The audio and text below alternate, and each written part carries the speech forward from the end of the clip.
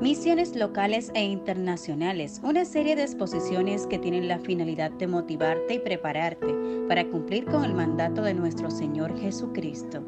Por el siervo de Dios Juan Bautista Sánchez. Hoy con el tema Misiones Internacionales. El Señor les bendiga de una manera muy especial.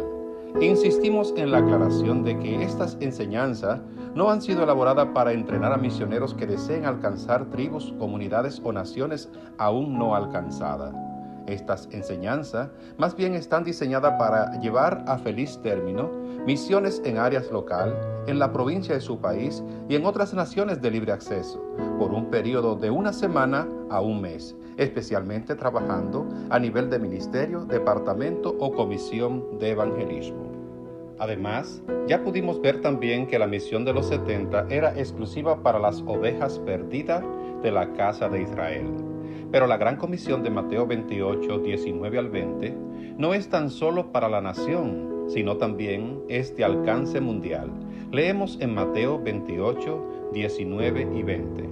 Y Jesús se acercó y les habló diciendo: Toda potestad me es dada en el cielo y en la tierra. Por tanto, id y haced discípulos a todas las naciones, bautizándolos en el nombre del Padre y del Hijo y del Espíritu Santo, enseñándoles que guarden todas las cosas que os he mandado, y he aquí yo estoy con vosotros todos los días, hasta el fin del mundo. Amén. Es una gran bendición ir a otras naciones a comunicar el Evangelio, tanto para los que vamos como los hermanos que comparten con nosotros y los amigos que nos escuchan.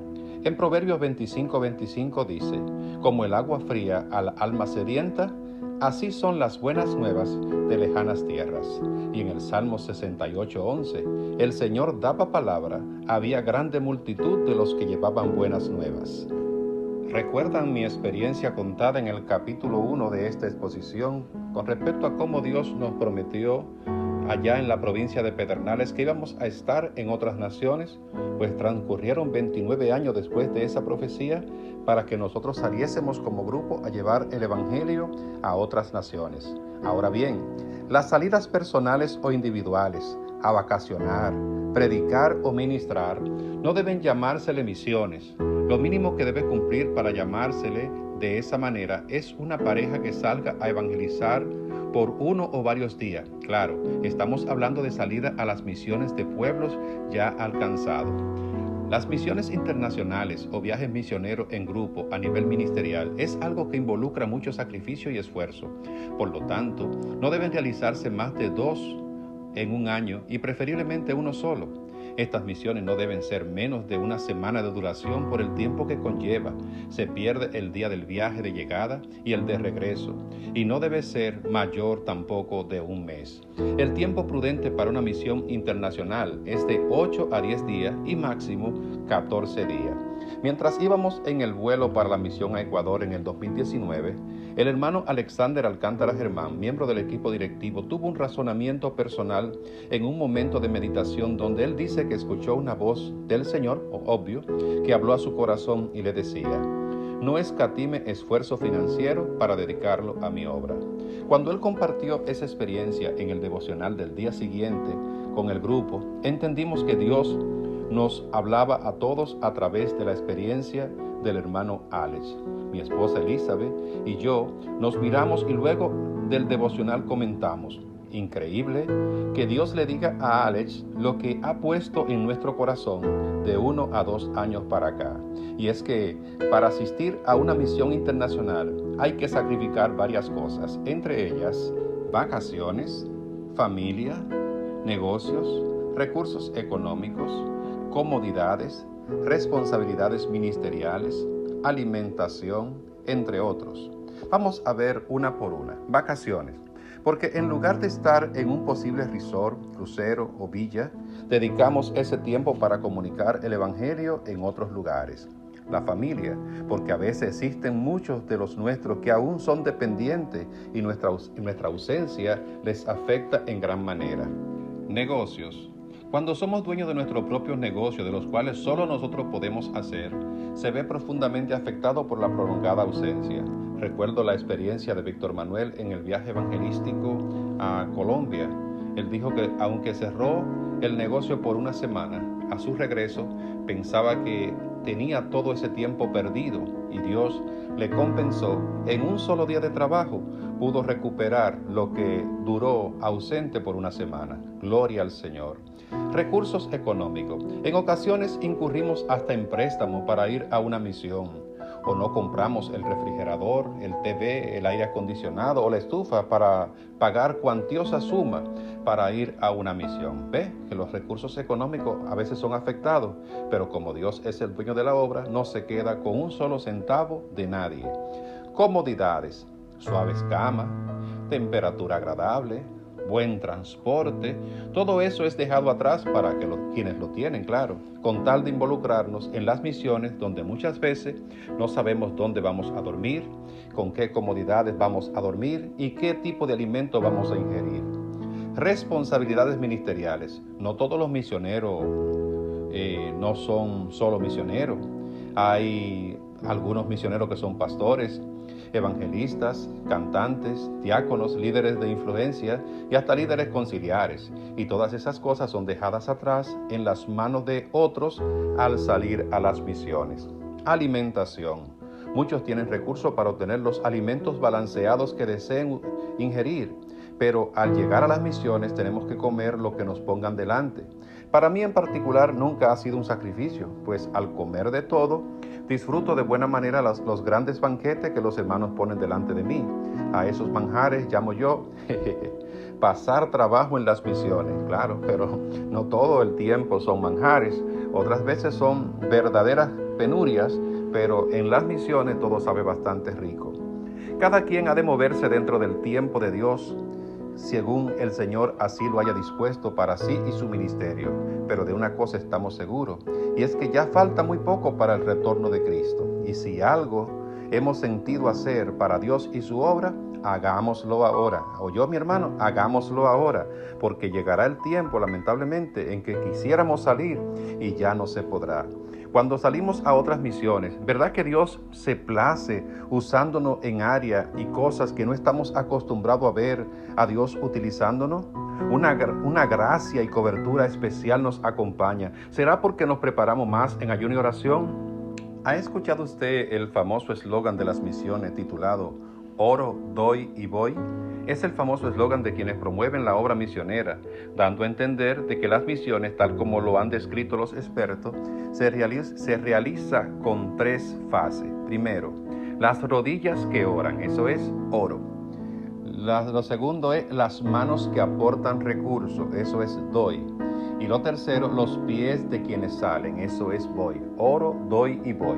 Son grandes verdades dentro de la misión. Sin embargo, la verdadera misión la hace el que sale. ¿Oyó lo que le dije? La verdadera misión la hace el que sale. Gloria a Dios por los que oran, gloria a Dios por los que aportan, pero el misionero es el que sale. Agradecemos a todos los que por nosotros oran, trabajo valioso. Agradecemos a todos los que puedan contribuir económicamente. En verdad, sin su ayuda es posible que muchos no pudiésemos ir a esos lugares. Pero el verdadero equipo misionero es el que sale, pues el que sale ora, da y va, y es el cumplimiento real del misionero en las misiones. No esperemos tratos preferenciales, exclusivos de embajadores como misioneros. Si no somos capaces de aceptar con gratitud y humildad lo que Dios nos ofrece en las misiones, mejor no salgamos a ella. Cuando salimos a otras naciones, Dios se complace en usarnos de una manera que hasta nos sentimos atónitos. En el año 1997, el Señor me permitió salir hacia los Estados Unidos solo y visitar la prensa misionera mundial. Dentro de la agenda programada me llevaron a predicar a una iglesia de hispanos pastoreada por un pastor de México. En esa iglesia me llevaron temprano el domingo en la mañana porque me tocaba disertar el mensaje de la palabra de Dios. Pero en la noche anterior yo pedía al Señor, Señor, ¿de qué tú quieres que hable? Dame la ilustración, dame la motivación, la confirmación de qué voy a hablar. Y sentí hablar de 1 de Pedro 2:9. Cuando llego a la iglesia, el pastor me recibe con mucha amabilidad y con mucho protocolo. Me lleva a su oficina personal y ahí duramos aproximadamente media hora hablando. Era un lugar donde no se podía escuchar nada de lo que sucedía afuera y por lo tanto estábamos concentrados en la presentación diplomática de lo que hacemos en el ministerio y conociendo un poquito más la obra que él desarrolla. Luego llega la oportunidad en que me entregan para predicar y yo pues subo al púlpito y empiezo a dar el mensaje que Dios había puesto en mi vida. Y cuando empiezo a predicar, yo noto que los hermanos están muy atentos y conmovidos en un mensaje que yo no le veía realmente la gran manifestación como para que se pudiesen ver hasta los hermanos diciendo tanto gloria a Dios, tantos aleluya, e inclusive muchos hasta llorando y hasta saltando de alegría cuando escuchaban el mensaje. Una vez concluye el mensaje, entrego a la persona asignada y el hermano que toma el micrófono dice: hermanos, aquí todo el mundo sabe lo que ha sucedido menos el predicador. Y es que para edificación del predicador, yo voy a decir lo que realmente ha sucedido. Anoche, como bien todos ustedes saben, que ya le había contado esta mañana, decía el hermano, yo tuve que levantarme a la 1 de la mañana porque el Señor puso en mi corazón 1 de Pedro 2:9. Leí el pasaje bíblico en 1 de Pedro 2:9 y decía: Señor, ¿y qué es lo que tú quieres conmigo? Dios mío, ¿qué es lo que tú quieres? Luego, cuando llego a la iglesia y me corresponde dar la escuela bíblica, la clase dominical, no puedo concentrarme en la clase bíblica, sino en 1 de Pedro 2:9. Todos los hermanos en la clase estuvimos debatiendo a 1 de Pedro 2:9. Y la algarabía grande fue cuando el predicador, que nunca había venido a este lugar, que nunca había estado ni tan siquiera en esta nación y que por vez primera nos visita y que no sabe bajo ninguna circunstancia lo que ha estado sucediendo, abre la Biblia en 1 de Pedro 2:9 y de parte del Señor nos da la ilustración, la interpretación que quería el Señor enseñarnos a través de ese pasaje. Solamente el predicador no sabía de qué manera Dios le había utilizado. Hermanos, y la verdad es que yo me sentí un instrumento especial en las manos del Señor en ese momento. Los títulos en las misiones y la literatura. Con nosotros el pastor, misionero, profeta, evangelista, apóstol del Señor, Santíforo Nemencio del Tablero Encarnación. Es lamentable lo que vamos a hablar ahora acerca de los títulos en las misiones, pero cómo nos agrada a los seres humanos el que nos ponderen por encima de los demás. Es un ego personal inevitable en cada uno de nosotros, pero que esto puede también ser controlado. Inmediatamente participamos de uno o que otro evangelismo fuera de nuestro sector, ya queremos llamarnos misioneros, o quizás algún otro título que nos brinde cierto prestigio delante de los demás. Desarrollamos importantes labores en la obra del Señor, siendo siervos obedientes, pero no permitamos que el ego se nos suba, poniéndonos nosotros mismos títulos que estén por encima de los demás. Si alguno canta en un culto de misiones, a veces queremos llamarnos o que nos presenten como el levita adorador o el ministro del canto. Si alguien predica en un culto en las misiones, ya quieren llamarle el profeta, el evangelista, el apóstol fulano de tal. Si alguien dirige en las misiones, ya quieren llamarle ministro dirigencial, maestresala, pastor o reverendo. Es verdad que no podemos callar a la gente cuando de ellos salga el ponernos algún título o nombre por encima de los demás. Eso es culpa de ellos. Pero en cuanto a lo que usted concierne y en lo que a mí respeta, estemos claramente orientados de que somos solamente siervos de Dios, que estamos trabajando y tratando de obedecer el mandato de nuestro Señor Jesucristo. Y solo llámese misionero cuando esté acostumbrado de manera constante a desempeñar una que otra misión en ocasiones distintas. Es que hay una tendencia contemporánea de buscar los méritos propios y el sobresalir entre los demás. Es increíble. Jesús claramente advirtió acerca de estas cosas cuando dijo: no los llaméis maestros ninguno de vosotros. Ni tampoco traten de ser los primeros ni los que buscan el mérito propio. Santiago también advierte: no os llaméis maestros para que no recibáis mayor condenación. Y Salomón da un adornito aquí en Proverbio 25:27. Buscar la propia gloria no es gloria. Por tal razón, eso de buscar méritos propios a través de títulos o nombre no es propio de un misionero que predique a Jesucristo. Así que, aspirante a siervo inútil, deje de estar poniéndose títulos en las misiones y preocúpese por llevar el Evangelio a las almas que se pierden. Literatura a utilizar en las misiones. En la obra misionera de los apóstoles y de la iglesia primitiva nunca se llegó a utilizar literatura para obsequiar a los amigos. Tampoco los misioneros, apóstoles o cristianos predicadores portaban físicamente un ejemplar de las Escrituras, y me refiero a tratados, libritos o porciones del Nuevo Testamento o de la Escritura en general. Se valían en la mayoría de los casos, ¿sabe de qué? De las copias de las Escrituras que existían en la sinagoga. Había una gran ventaja en que no existieran los tratados, libritos o porciones bíblicas. Sí, así como lo oye, y era que los creyentes se veían obligados a memorizar más porciones de las Escrituras y a comunicar de manera personal el mensaje de la palabra de Dios. Siempre fue más efectivo el predicar sin literatura. Sin embargo, la literatura cristiana, utilizándola adecuadamente, es un recurso muy útil y valioso para complementar el trabajo evangelístico y misionero. Les recomiendo poder leer en el Manual Completo de Evangelismo Personal del Ministerio de Evangelización Víspera del Fin, la temática de la página 19 y 20, el uso correcto de los tratados. Si no, pues escríbanos para poder enviarle esa porción. Preparando la literatura para el evangelismo en cada misión. Seleccione un tratado o librito principal que va a utilizarse en esa misión. Debe de ser de 10 a 15 unidades por persona. Seleccione tratado para niños, o sea, que en el camino del evangelismo podemos encontrarnos con niños y no tenemos a veces qué literatura entregarle, pues es importante salir por lo menos con 5 de estos. Ya el paquetito tiene 20 unidades.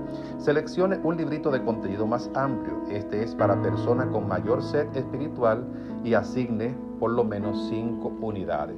También podemos utilizar, si es que aparecen algunas veces, tratados o libritos que tenga que ver con personas de otro idioma. Por ejemplo, aquí en República Dominicana nosotros utilizamos mucho el tener, aunque sea 3 o 5 libritos en creol para cualquier nacional haitiano que podamos encontrarnos en el camino. Cada evangelizador podrá tener así unas 25 o 30 unidades de literatura, y como pareja tendrán de 50 a 60, suficiente para agotar una tanda de evangelismo de 2 horas y media, ya sea de mañana o de tarde. Tenga siempre una comisión designada para elaborar los paquetitos misioneros y repartir a cada uno de los misioneros sus respectivas porciones. No olvide colocar a cada paquetito 2 o más tarjetas para anotar las posibles conversiones. A algunos evangelizadores les gusta llevar muchos temas variados de tratado a un mismo evangelismo. Le digo una cosa, eso no es bueno, pues si algún día le toca repetir la zona evangelizada, no sabría qué tratado utilizó la última vez. Y es muy importante poder tener una foto en esa misión de qué tratado utilizamos, para que si no recordamos cuál fue el que utilizamos en ese lugar, pues viendo las fotografías nos demos cuenta cuál utilizamos. Cuando realices una evangelización en una comunidad, utilice un solo tratado oficial y lleve registro anotado del tema que utilizó. Así en la próxima visita podrá utilizar un tratado distinto. Tome muy en cuenta si el lugar donde se evangeliza existen personas de otro idioma, como ya antes le habíamos dicho, por si acaso pudiese conseguir materiales en esas lenguas para distribuirle también a ellos. ¿Cómo adquirir literatura para las misiones? Hay muchos ministerios internacionales que les provee gratuitamente y otros a un bajo costo. Escríbale, contacte a algunos de ellos y explique los planes evangelísticos y misioneros que desea desarrollar. Le podemos decir que el Ministerio de Evangelización Víspera del Fin, en 35 años que tenemos trabajando en las misiones locales e internacionales, hemos podido adquirir más de 40 millones de unidades de literatura cristiana, tratados, libritos, Nuevos Testamentos y todo tipo de porciones bíblicas, entre 40 millones casi hasta 45. y todas han sido donadas por esas prestigiosas compañías de literatura cristiana que han sido el soporte de literatura para nosotros durante todos estos años. Así que si usted tiene un buen plan de trabajo para desarrollar esas compañías de literatura cristianas, estarán dispuestos a apoyarle. Les voy a dejar a cada uno de ustedes las direcciones o el link correspondiente para que se ponga en contacto con ellas si así lo desea. Así que, hermanos, vayamos a trabajar. Dice la Biblia que la palabra de Dios corra y que sea glorificada. Hay algunos que comienzan solamente distribuyendo tratados. Así comencé yo, no se preocupe. Y luego, formalmente, iniciamos lo que es evangelizar con un poquito más de conciencia. Dios le va a proveer todo el material que necesita. Adelante en las misiones. Trabajando en armonía con los pastores e iglesias. ¿Ha notado usted alguna vez la corta duración de los ministerios de misiones y de evangelismo? Parece ser como que muchos surgen en un momento de euforia, de motivación espiritual, y de repente como que se desaparecen sin dejar un solo rastro. La mayoría pues responden a una emoción del momento o a una corriente que se levanta donde todos quieren ser misioneros o donde todos quisiesen ir a llevar el mensaje de la palabra de Dios. Otros quizás porque quieren un reconocimiento que no le permiten en la congregación donde están situados y quieren entonces como expandir, que todos conozcan y sepan lo que ellos hacen. Es increíble cómo en el tiempo que tenemos como Ministerio de Evangelización Víspera del Fin, hemos escuchado de muchos grupos de misiones que han surgido y que han hecho un gran trabajo, una labor encomiable, pero hoy ni tan siquiera se habla de ellos, ni tan siquiera se les menciona. Una vez, un importante líder nos hizo una pregunta: ¿cuál ha sido el secreto por el cual el Ministerio de Evangelización Víspera del Fin ha durado tanto tiempo activo? Esa pregunta hace más de 15 años, pero ya hoy tenemos 35 años laborando. La respuesta no tuve que razonarla por mucho tiempo, así que le respondí de inmediato. Fíjese, mi amado hermano, hay 3 motivos o razones por la cual el ministerio nuestro se mantiene obrando y trabajando hasta la fecha y todavía continuamos. Lo primero es, siempre hemos trabajado en armonía con el pastor local de nuestra congregación y con los pastores donde vamos. También trabajamos en armonía con la iglesia local de donde somos miembros y con las iglesias donde vayamos a laborar con ellos en las misiones. En tercer lugar, no somos guiados por profecía, sino por obediencia al mandato de Jesús. Pero hay otras cosas. Nosotros nos movemos por obediencia al mandato del Señor Jesucristo, que dijo: id por todo el mundo y predicad el evangelio a toda criatura. También tenemos que dar honor al nombre de nuestro ministerio, Ministerio de Evangelización Víspera del Fin. Así que si somos un día antes del fin, víspera es día antes, entonces todavía el fin no ha llegado, pues el ministerio sigue en pie. Hay muchos misioneros y grupos o ministerios que trabajan sin cobertura pastoral. Son independientes en todo y no se integran a la iglesia con sus respectivos deberes. Fíjese, para alcanzar el éxito en las misiones es obligatorio trabajar en armonía con sus pastores y con las iglesias. Se trabaja en armonía con los pastores poniéndolos al tanto de las metas, también de los planes y propósitos, haciéndoles a ellos parte del equipo, aunque sea de manera representativa o administrativa gerencial. Se trabaja en armonía con las iglesias cuando las actividades del grupo misionero están incluidas dentro de la agenda anual de la congregación a la que usted pertenece. Se pueden tener días fijos y específicos para las misiones cotidianas que involucran grupos grandes, como misiones o salidas evangelísticas para 1 o 2 días. Se elaboran programas sencillos como por ejemplo visita a las cárceles o a los hospitales o a las escuelas en comisión representativa de 2 a 6 hermanos que no afecta el programa local de la congregación. Los pastores de las iglesias donde vayamos de misión deben ser tratados con el debido respeto que se merece y siempre hacer saber al grupo que ante cualquier situación la voz que prevalece es la de ese pastor, pues todo debe desarrollarse en total armonía con ellos. Fíjese que el seguimiento a las almas, ¿quiénes lo realizan? Lo realizan las iglesias de las comunidades con las que trabajamos. Nosotros solo somos sembradores, por lo tanto, llevarse bien con las iglesias y líderes es parte importante en las misiones. Algo también mucho más importante, saber que cuando se trata de misioneros que van solos o en pareja a desarrollar algún tipo de misión, debe tener en cuenta lo siguiente. Oiga bien, misionero, usted que va en pareja con su esposa o que va de dos en dos hermanos o dos mujeres que van de misiones para una corta duración en alguna iglesia o en algún pueblo, oigamente, entienda y aplique estas reglas. Número 1. Respete los horarios de acostarse y levantarse de esa familia que le está hospedando. Usted no puede aparecerse a la 1 de la mañana a dormir en el lugar de hospedaje, ni tampoco levantarse tarde ni muy temprano.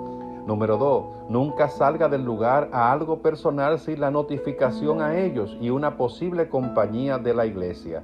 ¿Cómo usted cree que un misionero va para un pueblo donde no es conocido o a una nación donde nadie le conoce a salir solo a hacer compras o a hacer diligencias? No.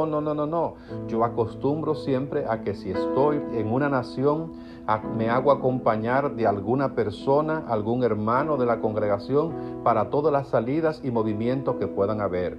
Y siempre que sea del sexo masculino, y si vamos a andar con una compañía femenina de esa congregación, debe de ser acompañada de otro mi hermano que sea del sexo masculino para que podamos ir a cualquier tipo de diligencia, siempre y cuando esté inclusive hasta notificada al pastor de la congregación de que mañana a tal hora yo voy a salir con fulano de tal a hacer una diligencia o a comprar algunos asuntos.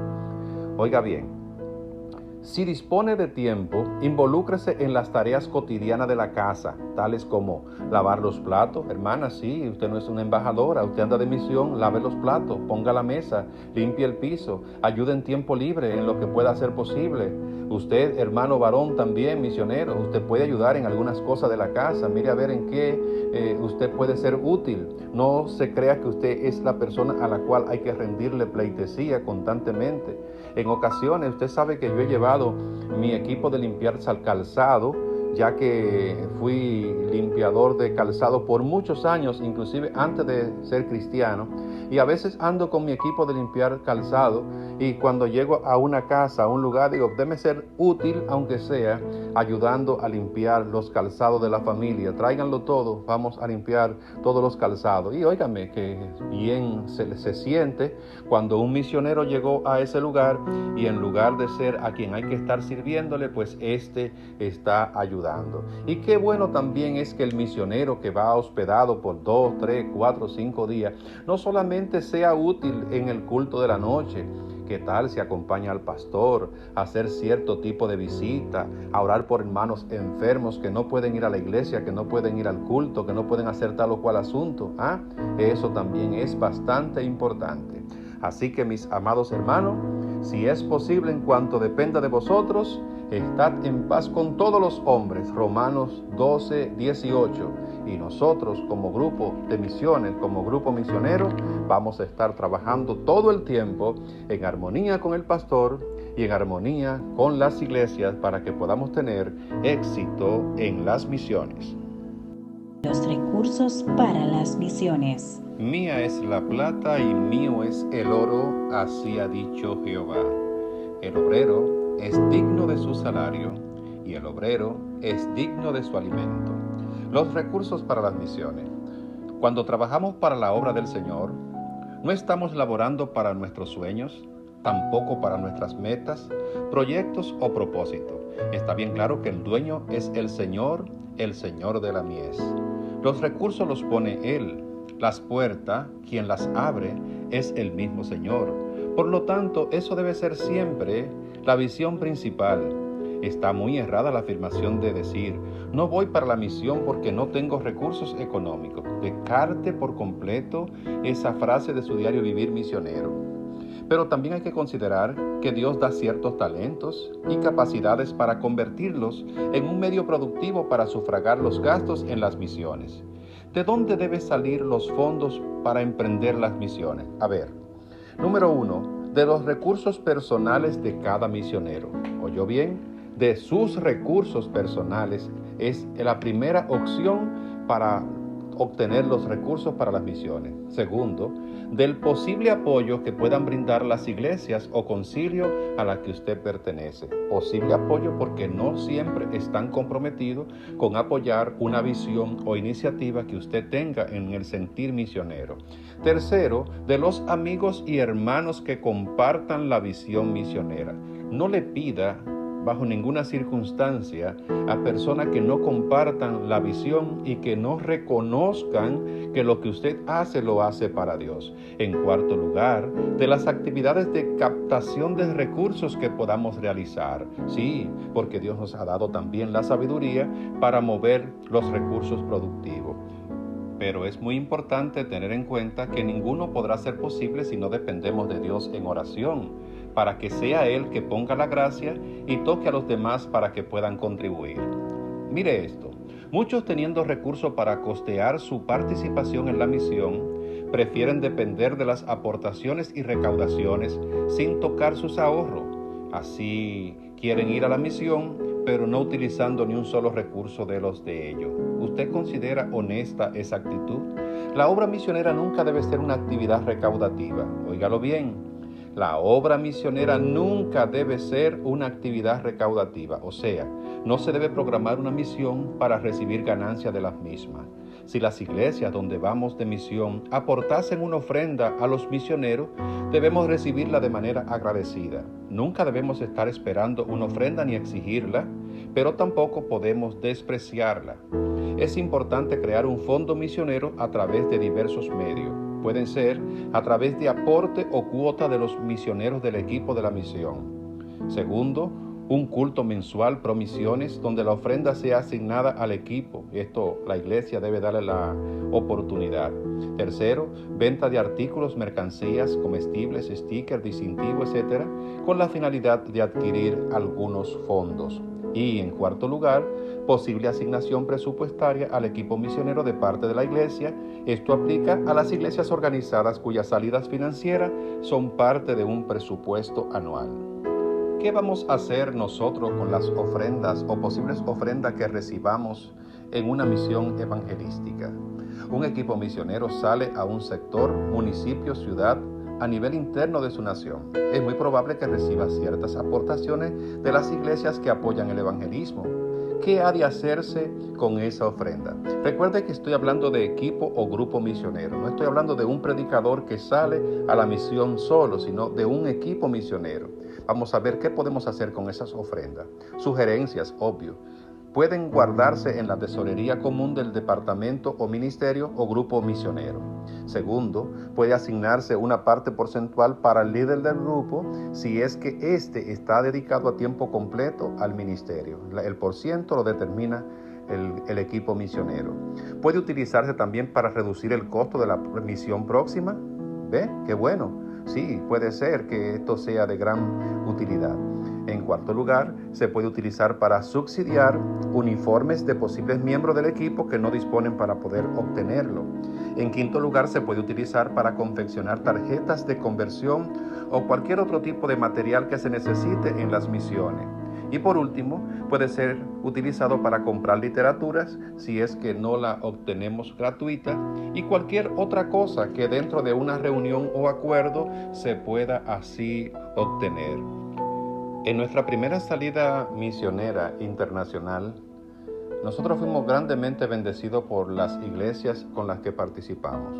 Una atención de primera, una comida excelente y un calor humano inexplicable. Nos sentimos en gran manera honrados de parte del Señor por el buen trato y el buen gesto de cada uno de los hermanos de Buenaventura de Colombia.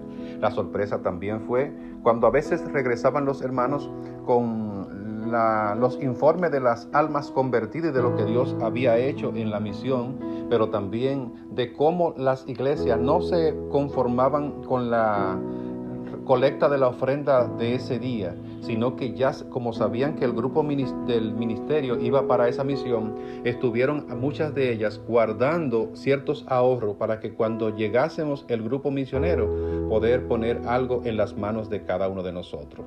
Hermanos, lo lindo fue cuando ya estamos para culminar las misiones, que decimos, aquí tenemos la ofrenda. Pues el dinero de Colombia en número, pues se hace mucho, porque el dólar está a más de 3,000 por uno. Un peso colombiano cuesta 3,000 pesos colombianos aproximadamente, es $1, y quizás ahora se haya devaluado un poco más.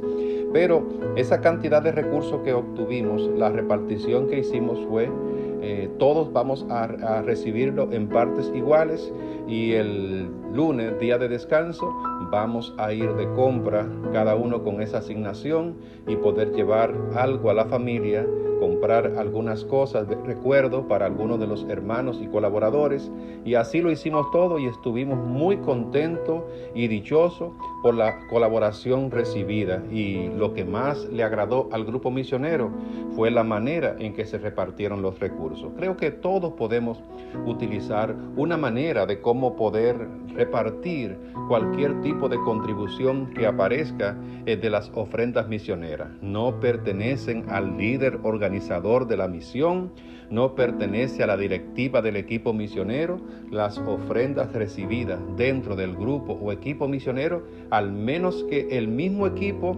decida que van a ser para guardarse a un fondo común o utilizarla para algunas cosas específicas, no debe de ser para bendecir a una persona en particular, sino a todo el equipo o al grupo como tal.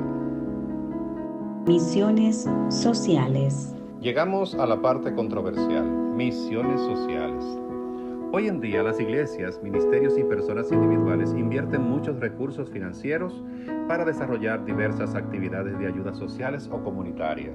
Entre ellas podemos citar distribución de ropas y alimentos, distribución de útiles escolares y juguetes para los niños, arreglos, lavado de cabeza, recorte de pelo, operativo de salud con regalos de medicamentos inclusive, charlas de orientación a la familia, recogida de basura y limpieza de algunas áreas públicas, siembra de árboles, unirse a alguna campaña de prevención, entre otras actividades, ayuda en tiempo de calamidades o desastres.